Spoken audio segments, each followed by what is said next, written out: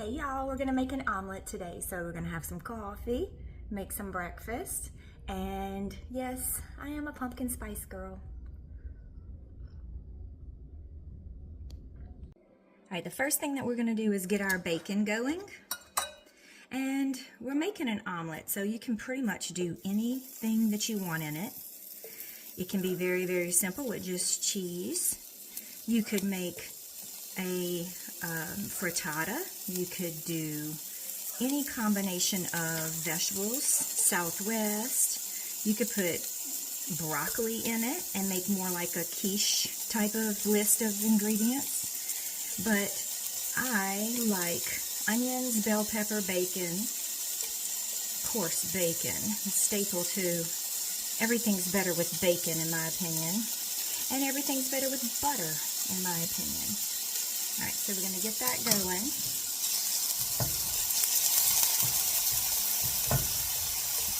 And if you look at this skillet, this is one of those non-stick skillets from Madewell. My husband found a small one a couple of years ago, and nobody's allowed to put anything on top of it. Nobody's allowed to put it in the dishwasher. You got to use non-stick utensils when you are cooking in it. But he said it was too small, so we got him this one for Christmas. So the first thing you want to do is render all of the fat out of the bacon. And we're going to let that go for a minute and let it crisp up while we prepare the rest of the ingredients. Alright, but first, a sip of coffee.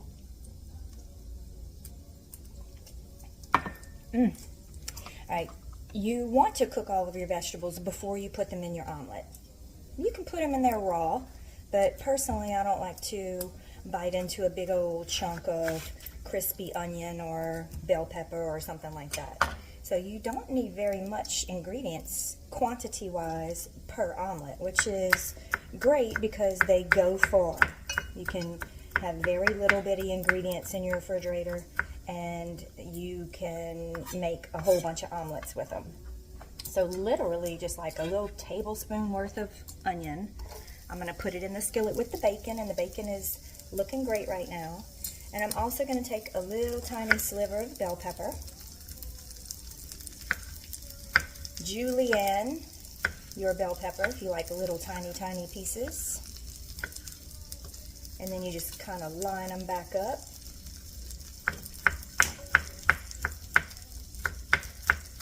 And give it a little chop. I'm not even going to use all of this actually. Put that into your skillet.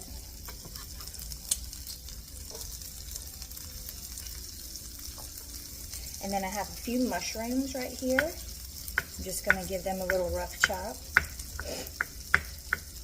And if you have cooked ground meat, if you have some cooked sausage, if you have just a pack of smoked sausage, you can always just use those leftovers and make an omelet. A little bit of everything. If you like it, it's going to taste good. I am going to show you the skillet in a second.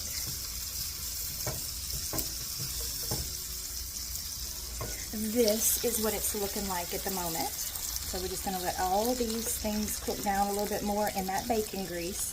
Then let our onions get translucent, our bell peppers soften up a little bit, and then we'll move on. Now we are going to talk about eggs real quick. A lot of people think that if you put milk or any type of cream or something in your eggs, that's what makes them really fluffy. But it's really you whisking the mess out of them. So we're going to take our eggs, put a little bit of salt, a little bit of black pepper,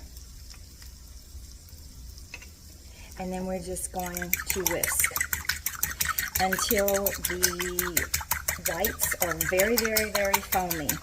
So let's just talk a little bit. It's morning time. We watch all of these videos on how to like meal prep. You can meal prep breakfast. You can do all these things. But if you just pre-chop all of your vegetables, you can customize your omelet for any person in your house. And it really doesn't take that long to do if you are cutting everything up ahead of time. So you're just going to keep whisking, and you can see there's starting to be some bubbles forming on the top.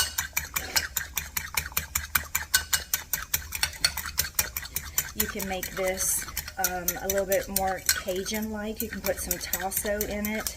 You can put, like I said, some sausage. You can put a little bit of Tony's if you want it to be spicy. You can do practically anything you want. And of course, if you like a lot of different kinds of cheeses, you can experiment with cheeses and get a lot of different flavors. So this is what you have right now. It's got a lot of foam on the top, and that is going to produce a very, very fluffy omelet when we put it in the skillet. So let's do that. All right, so this is what our bell pepper, onion, and bacon are looking like at the moment, and it looks perfect. So you can see that all of the fat rendered out of the bacon, and that way we don't have to use any kind of butter. But if you want to put butter flavor in your food, you can also add a little tablespoon or a little bit right now, and that's going to be where you're going to get that flavor. Personally, I don't need the butter. I have some plant-based, some good old country crock right here that I can use if I want to. But I'm going to go ahead and add the eggs in. And I used 2 eggs, so you can do it bigger. But I can't eat all of that, so we're going to just do the 2. And you can see that everything is just going to set up. I turned my heat really low. It's better if you go low and slow. I don't like brown eggs. If I go anywhere to eat and my eggs come back and they have that brown on the bottom, that's such a terrible taste in my mouth. So I want mine done very lightly. Now we want it to set up so that we can shut it. And I'm just going to move the liquid around. And you can see that the top is already set up right there. And I have a feeling that it's going to give me trouble if I try to shut it. But we're going to just kind of clean off the edges.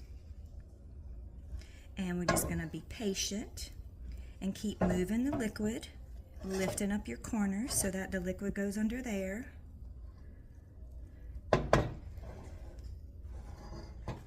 And then we will attempt to flip it. Now, because I can't have dairy, I have this Better Goods brand plant-based cheese. It's not awful. It melts. When you mix it in food, you can't really, it doesn't taste bad, but it's just not the same as good old cheddar. And I love cheddar inside of eggs. I don't know what it is. It's just got this richness. It brings out all your other flavors. And I'm going to put it on half. And it does take a little bit longer for plant-based cheeses to melt. So when I make grilled cheese with this, I'll just put the cheese in the skillet, and then after it after it melts completely, I put my slice of bread on the top. So I'm just going to kind of ease my spatula underneath, and I'm going to hope for the best. Let's see if I can get this to come up without breaking. Maybe I'll just roll it. Maybe we're just going to improvise, and we're just going to roll it shut. Well, it's not the prettiest thing, but it's going to be delicious. I'm going to put it on our plate.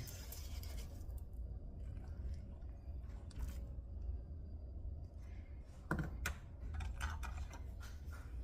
this is what it looks like now. All right, let's give this a try.